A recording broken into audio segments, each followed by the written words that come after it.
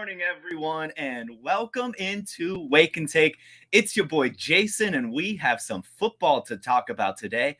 I will be joined by a very special guest who I'll introduce here shortly, and we will be breaking down everything you need to know about money in the NFL, salary caps, markets, contracts, holdouts. Any questions you might have will be answered. This is an all-encompassing show that you can come back to forever and always. It's going to be fun. It's going to be great. So why don't we sit back, relax, sip our coffee, and enjoy the show.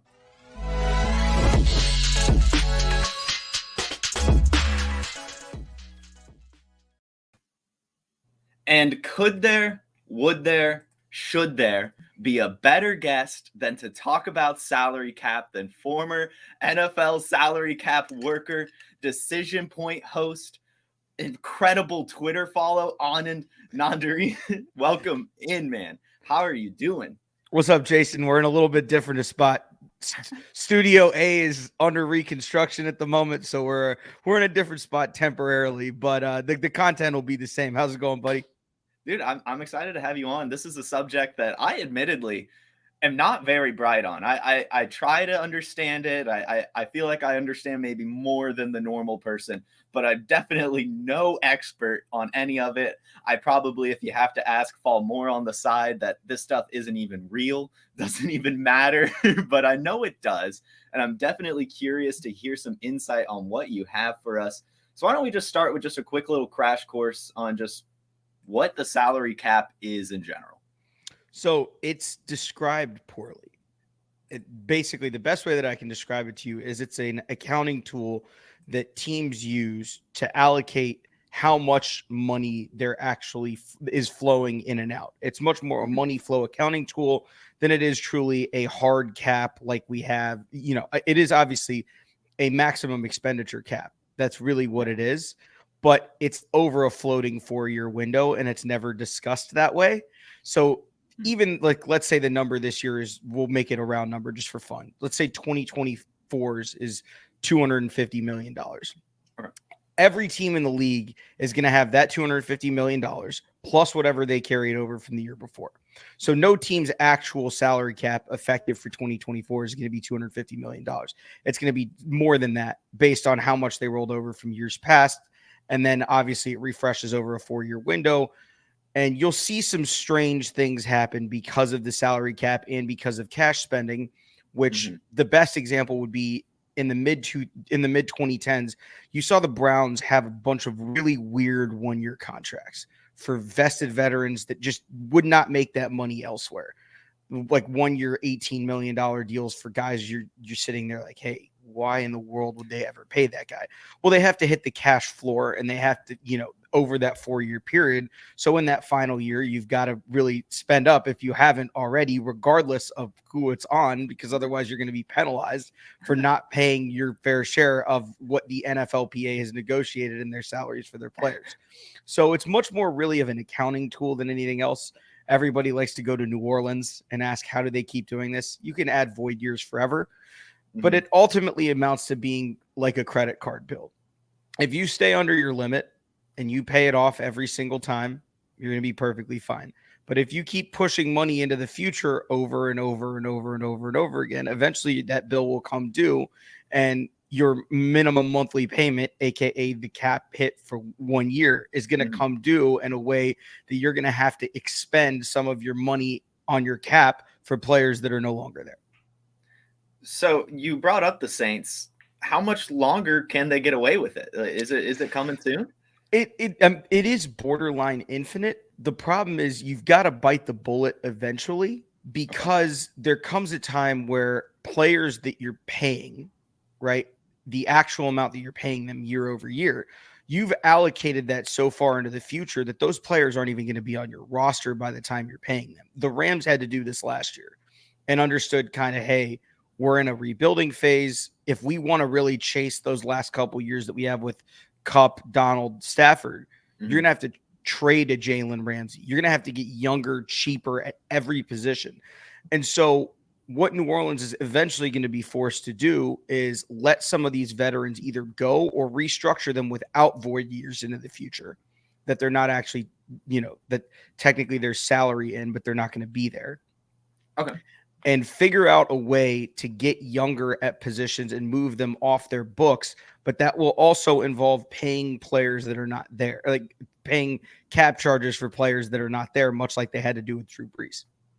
Yeah, I mean, it happens. The Falcons paying Matt Ryan last year, 40-something million. Yep. It just happens. It just happens, right? Yeah. and at some point, like if you're going to try and contend that way, if you're going to try to have those boom spike 3-4 year windows, this is part of what you may have to do if you haven't drafted appropriately. The Rams are a really great example of this. They had to trade for Ramsey, which obviously carried a huge cap hit after that. They brought in Von Miller, another cap hit, and they kept doing that over and over and over again. And they drafted well enough to get the one ring. Don't get me wrong, absolutely worth it. The problem is for New Orleans, if you don't win that championship, it starts to look like you don't know what you're doing. And they clearly do. Mickey Loomis is brilliant. But again, eventually that bill comes due, and you're going to have a team that kind of looks maybe a little more similar to last year's Rams. Yeah, I mean, I hope the Saints fail miserably, but that's more of a Falcons take than anything else. Yeah. While we're on the subject, do you think that there's just an ideal way to divide this up, or is it really just come down to team by team? It's there are multiple ways to team build. So you kind of have your obviously the most important position is quarterback, right? And the best thing that you can have is a cost-controlled rookie contract quarterback that is actually capable of taking you deep into the playoffs and potentially to a Super Bowl. That's not everybody, though. Everybody's chasing that high. It's hard to find a really good starting quarterback in the NFL. It's why guys like Carr make $40 million after they change sides. It's why Kirk Cousins continues to make money. Yeah. Because at the end of the day, what Matt and I look at on Decision Point is how to build a roster that can actually win long term. That's your job, right? As a general manager. But as a head coach, as an area scout, as other guys involved in the team, your job is to win now. And Derek Carr and Kirk Cousins help you win now, even if ultimately they're probably not guys capable of getting you to that promised land.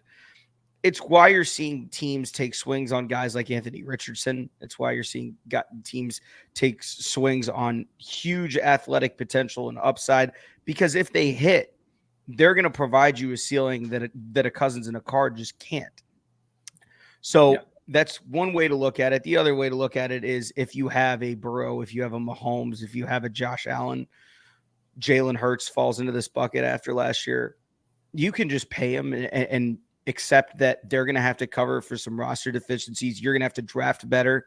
You're going to have to surround them with pieces that are inexpensive because now your quarterback's expensive. But there is no one size fits all to roster building. Each one is kind of its own little unique snowflake. And the way that teams go about making those decisions is always super interesting to see.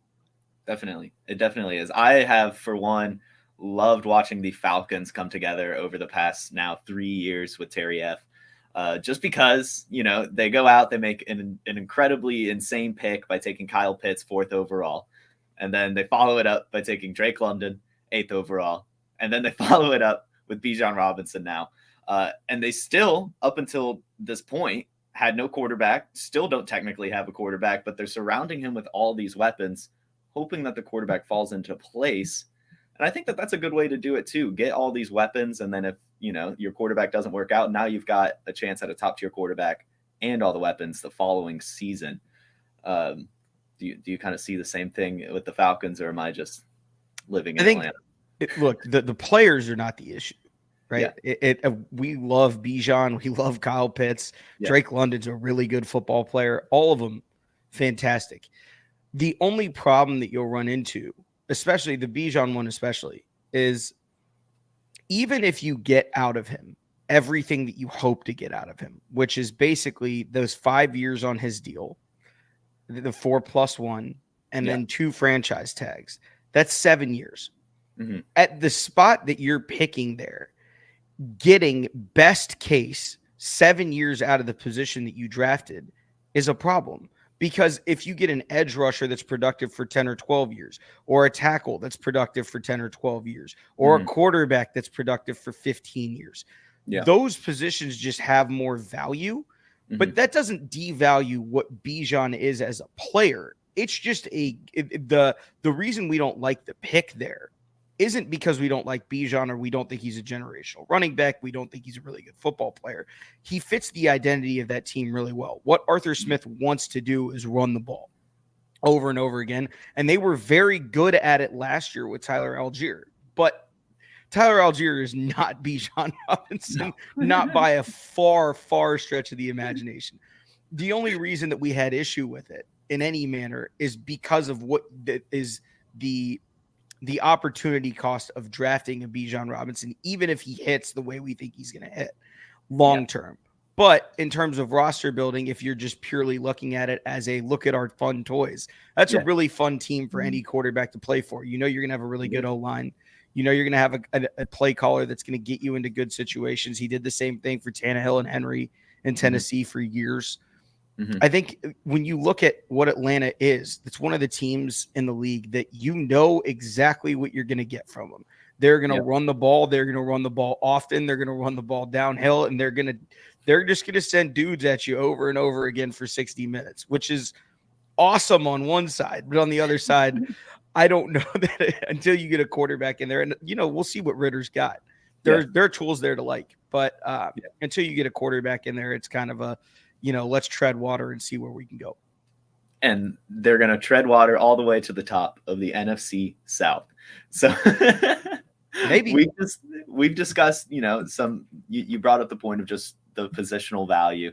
And so I want to talk about player markets a little bit. And this is a trending topic and what we're going to continue to lead into this, but running backs in particular, incredibly undervalued, some positions more valued than others.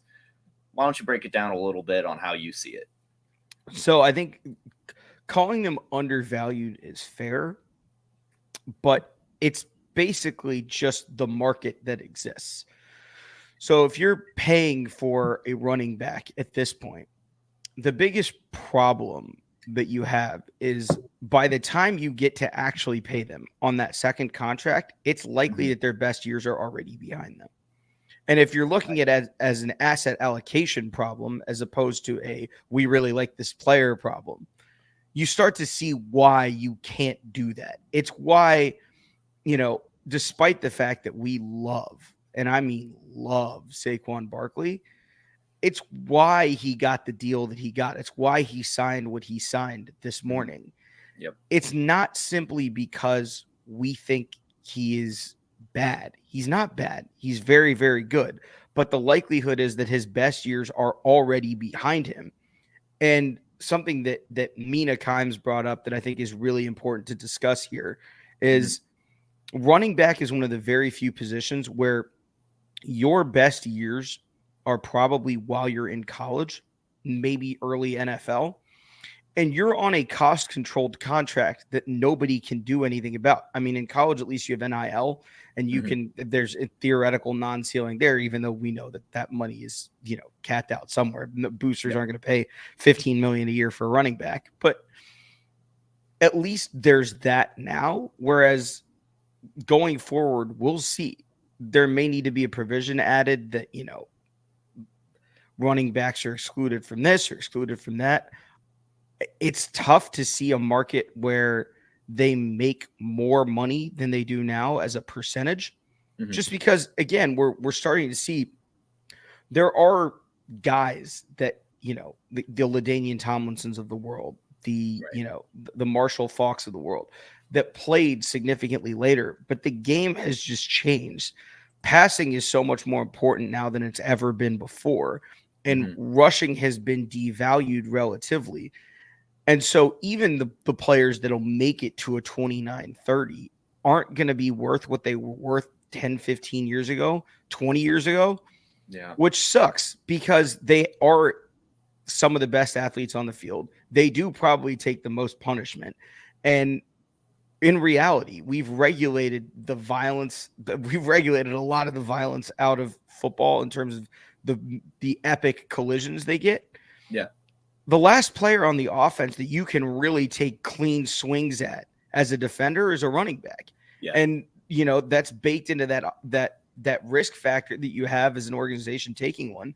And it's why you're starting to see, you know, squad running backs, you know, platoons. You've got 4 guys that each do different things, all 6th, 7th round picks, draft them, replace them. And you're watching teams view running backs as more of replaceable assets than building blocks, which is kind of why you're seeing what you're seeing in that market. Yeah, I mean, so you bring up the LaDainian Tomlinsons and, of course, the committees. Obviously, to me, there's a difference between Saquon Barkley and Josh Jacobs. I find Josh Jacobs to be a lot more replaceable than a Saquon Barkley. I know he was hyper efficient. I know he was really good. I know he led the league in rushing.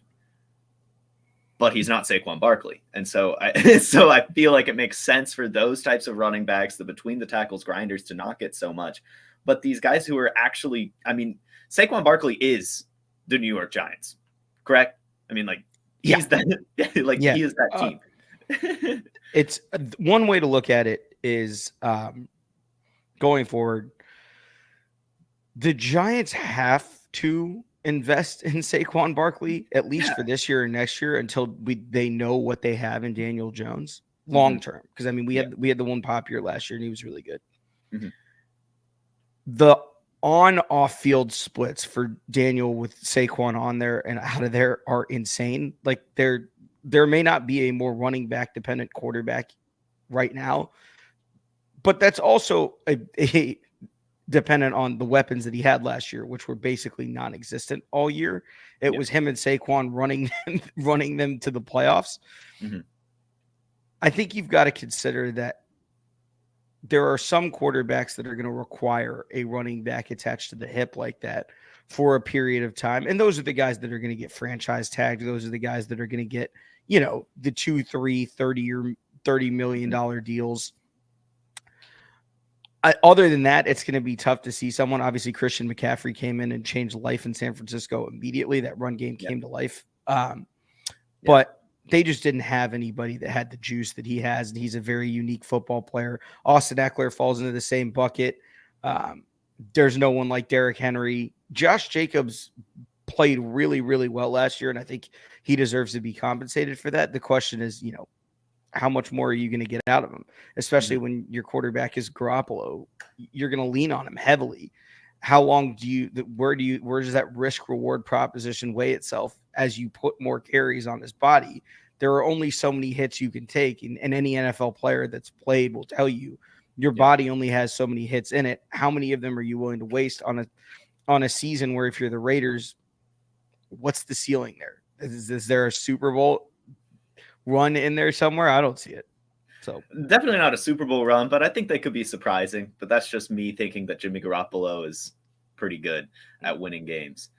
I want to talk about running backs continuing, and really just in general. Is there even an answer? How do we even solve this? Is it a front-loaded rookie contract? Is it making sure that their contracts are more incentive laden? What do they do? The problem is the NFLPA is never going to cape up for their running backs at the expense of another position, which is what basically contract changing would require. Because the earlier you're free from your contract, the more money you're going to make. Mm-hmm. It's true of every position. If let's say hypothetically, we made first round running back contracts 2 years. Yeah. I mean, it would piss off the quarterbacks that are locked into their team for 5 years. It would piss off the wide receivers that are tied to their team for 5 years. They're not going to do that. I don't think that's the answer. I don't think that's possible. One thing that I did see floated out there that is really interesting is there is a pool of money that's set aside by the NFL that is based on incentives. Mm-hmm. It's not tied to the salary cap. It doesn't cost the teams themselves anything. The league pays this out. And it's based on performance incentives for players on relatively inexpensive deals. For example, DeMar Hamlin played, I think it was something like 90% of the snaps for Buffalo last year before, his really scary incident. He probably made a couple $100,000 in a check that the NFL just sent him based on performance incentives from, 2022. And that check was probably more than his entire, rookie deal was worth, or more than his, contract money from the year was worth. Mhm. I don't have the exact number in front of me, but they can Right. get up to, $6, $7, $8, $900,000 for performance incentives. And I think that's one way that we can really, go about it and add a little bit there potentially for running backs specifically, and Mhm. say, hey, you're taking more punishment than other positions. You're relatively devalued. We can bump it this way.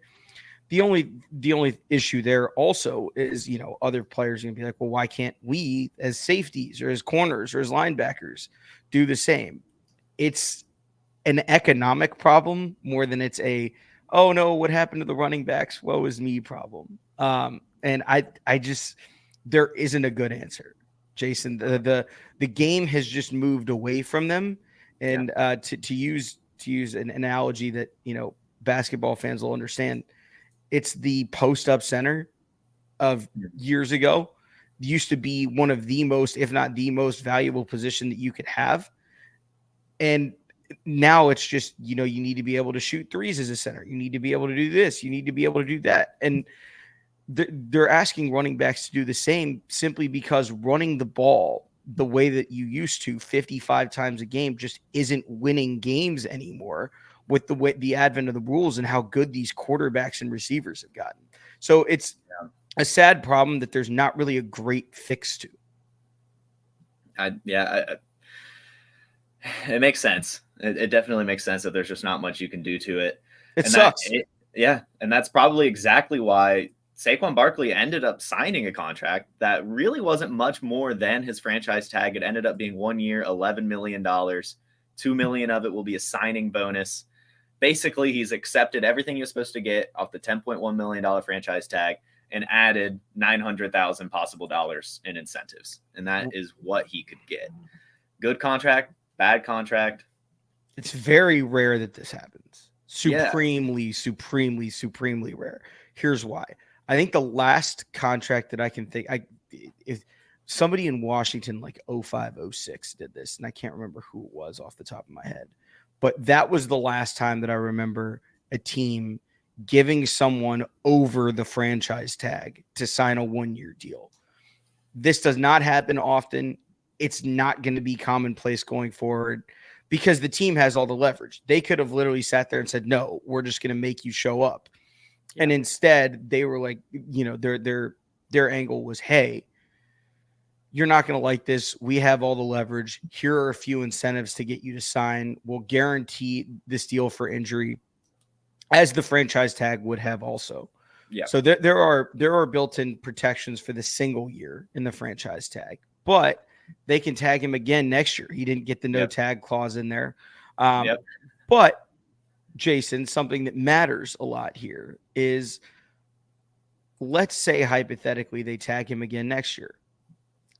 In theory, that's 2-year, $25 million deal. That's really what it would amount to, which is basically Derrick Henry, Austin Eckler, Alvin Kamara money. And if you're looking at it that way, as I'm sure Saquon is, if you stay healthy through those 2 years and show you're still productive and can be the guy that you have been, which is a generational building block running back, which we don't have a lot of anymore. It's not like they grow on trees. I think that he's betting on himself in a manner, but it just shows you, even for the best of the best, this is where that market is. And getting someone to accept that is tough, especially someone that's as important to their team as Saquon is. Yeah. It's hard to watch because, I mean, how good these guys are at what they do. It's just from a market and asset standpoint, this is what they're worth. Yeah, it's, to put it into perspective, 6th highest paid running back now, even after the updated contract. That's behind Aaron Jones. That's behind Nick Chubb. That's behind Alvin Kamara. And then, of course, Derrick Henry and Christian McCaffrey, making about $5 million less a year than Christian McCaffrey. I don't know. I mean, it sucks that Tony Pollard and Josh Jacobs are basically making the same amount of money. But it is what it is. And so the holdout has ended for Saquon Barkley. but not for others, at least in the eyes of the media. Quickly run through just what a holdout means for a player. Well, it used to be, holdouts used to be a way to create contract leverage. Mhm. The issue here, Jason, is there is no leverage. Yeah. Right? If the Raiders have to go replace Josh Jacobs with Zamir White for the season, that's a problem, but it's not a long-term problem anymore. That's not we're setting our team back 4 or 5 or 6 years like it used to be when Le'Veon Bell held out, and that was the assumption at the time. The mega deals that we saw for Bell, for Gurley, for Ezekiel Elliott, those days are gone. They're the last ones that'll probably ever look like that. Yeah. And it's not because the players have gotten worse. They've actually, I would argue, even potentially gotten better. Their opportunities have been lowered, obviously, in terms of how often NFL teams run the ball. Mm-hmm. And then on top of that, they're starting to realize where that breaking point is. And it's in that year 5, year 6, year 7 range. Yep. And unfortunately for running backs, that's when you get paid. And as a quarterback or as a tackle or as an edge rusher, that's not a problem. But as a running back, if we think your best years have already been expended, we're not going to pay you a ton of money guaranteed into the future. So there will be an impasse here. I wonder if one of these guys can get their teams to give them a 3-year, $35 million deal that probably has guarantees into year 2, because we'll see if a team would actually invest in year 3. I can't imagine they would, but it's tough out there, man. Like, it's really hard to be a running back right now, and I feel for them. There is no answer. They've earned and deserve what they want to get paid. The thing is, in a salary capped sport, it's about allocation of resources. It's not about, we don't think you're worth that amount of money, period. It's based on what we have available to us. We can't pay you that. It doesn't make sense. Yeah. No, I mean, it's definitely understandable from a front office standpoint, and understandable from all of it sucks. Yeah, we it just love sucks to pay running backs a lot of money. It's just funny. It doesn't make sense.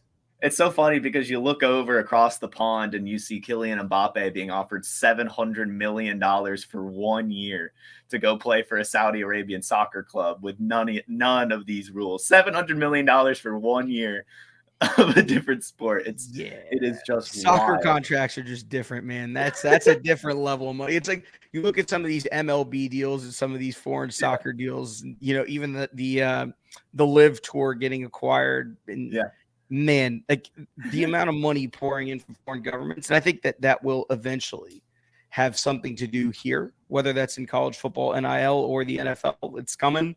It will happen eventually, but we'll see how all that plays out. Definitely. All right, let's end this show with some quick speculation, and then I want you to highlight a player. Josh Jacobs, how long does this go on? I know with a franchise tag, he doesn't get any penalties or anything. He's basically sacrificing game checks. Do you think it goes on at all? Week 1? What are you thinking? I think eventually he'll be there. He'll probably get there week 1-ish. Yeah. And the Raiders have not been shy about paying people before. Right. I think you might see some push back and forth based on what Barkley just did. Again, there is a significant difference between the amount of money Barkley made as the 4th overall pick and, going down in the 20s. Yeah. So there is a significant gap that he would want to make up there. It's not an apples to apples comparison, but I do think he'll be there week 1. And I think, I don't think the Raiders are going into the season with Zamir White as their starter. If they do, God bless them. That's a solid best ball dart throw, I think, in Zamir White because of the uncertainty here. But I never personally had any concern that Barkley would report. Jacobs is a little more, will we see him towards the end of the preseason, towards week 1? I don't think he's going to hold out. No, I don't. No, I do think he'll eventually return, but he does just seem a little bit more bitter. For sure. As he should. Yeah, as he 100%. Should. So, all right. Well, I'm kind of with you there. I do think he'll report. The Zack Martin situation is interesting. He's the 2nd highest paid guard in the league, making what, $6 million less than the next guy on a year? Yeah, $6.5 million from Chris Lindstrom, getting about $14 million a year annually. Basically the backbone of this Cowboys offensive line. But his situation is a little different in that he's already signed a contract. So every day that he misses, he owes them $50,000. Am I correct? So Zach Martin will be fine. I don't know what the exact number is offhand. Here's the thing. Jerry Jones will take care of his guys. I have no concern whatsoever about Zach Martin. Mm-hmm. What the Cowboys do, almost to a fault, is take care of their own. And Zach forever has played on a contract that is significantly below what he brings to that franchise. And Jerry and company historically have taken care of guys that do this. I don't think the holdout is as much about, what should he be paid as much as how long will that contract be? Mm-hmm. Will it be an extension as opposed to a restructure? How are we going to format this? But I do think that ultimately gets done. There is not a Zach Martin on the street that you can go sign to replace him. And this team has, for better or for worse, this team has Super Bowl aspirations, and they have a very capable roster. This is not the kind of player that you're just going to be able to go into the street and find someone to replace. You're not going to replace him with a rookie. You're not going to replace him with anybody that's available as a free agent. You're not going to replace him with anybody that you could trade for. Yeah. As opposite of the running backs, Zach Martin actually has all the leverage here. So I do expect that to get done, and done rather quickly in short order. Yeah, I think so too. And just real quickly, while it's on my mind, when you have these fines, like if a deal has ever come to, are those able to be thrown out the window?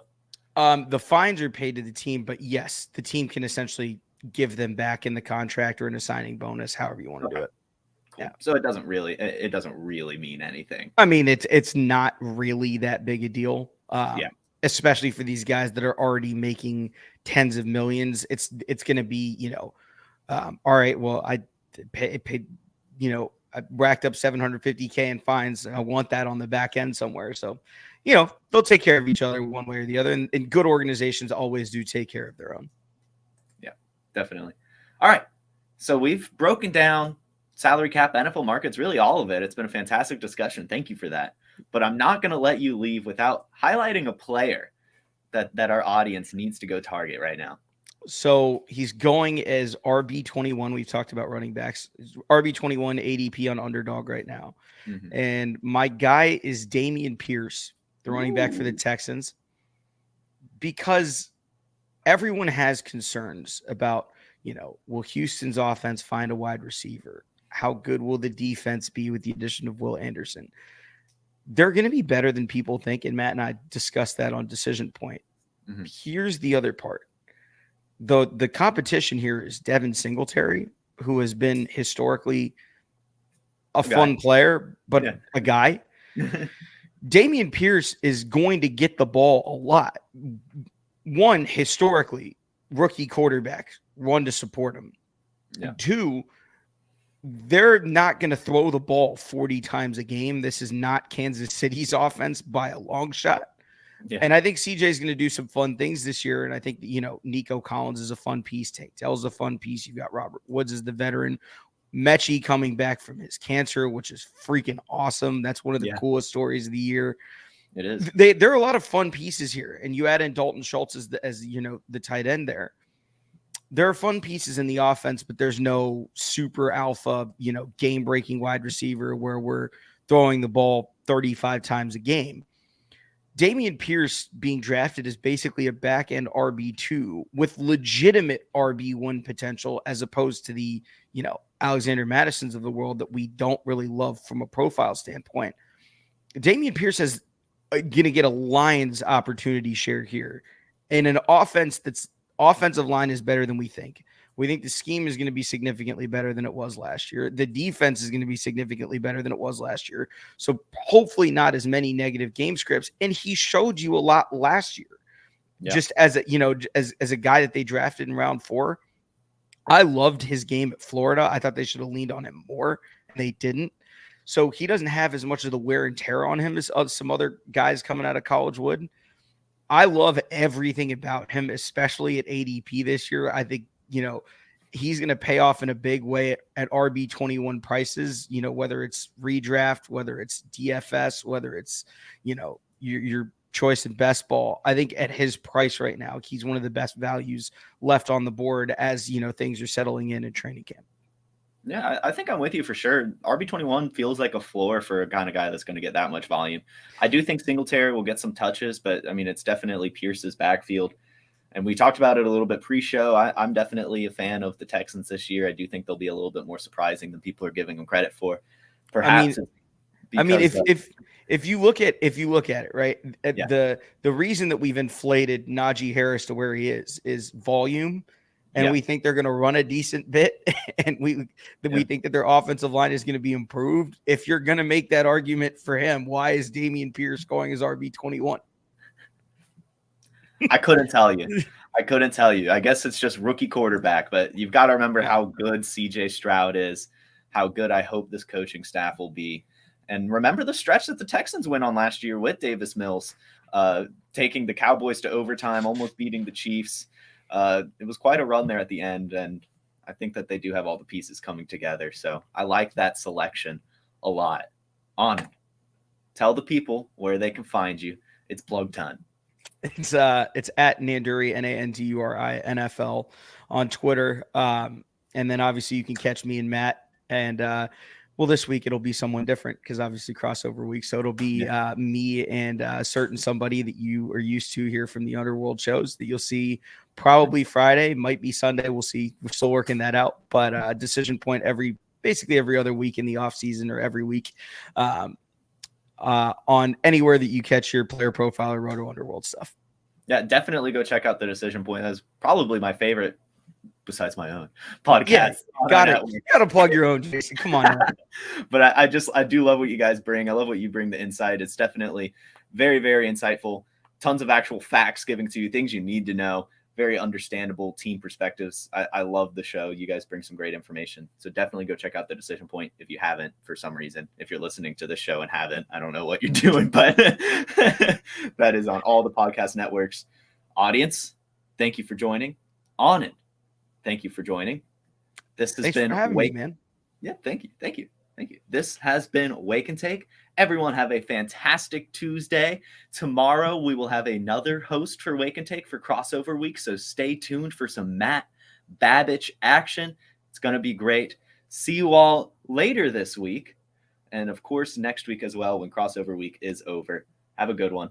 Peace. Hey, you like that video? Be sure to subscribe and activate those alerts so you get notified as soon as new videos drop. And be sure to check out PlayerProfiler.com. We have all the tools for you to dominate every type of fantasy league. We have a draft kit, Dynasty Deluxe, data analysis, DFS Dominator, and don't forget the player rankings to rule them all.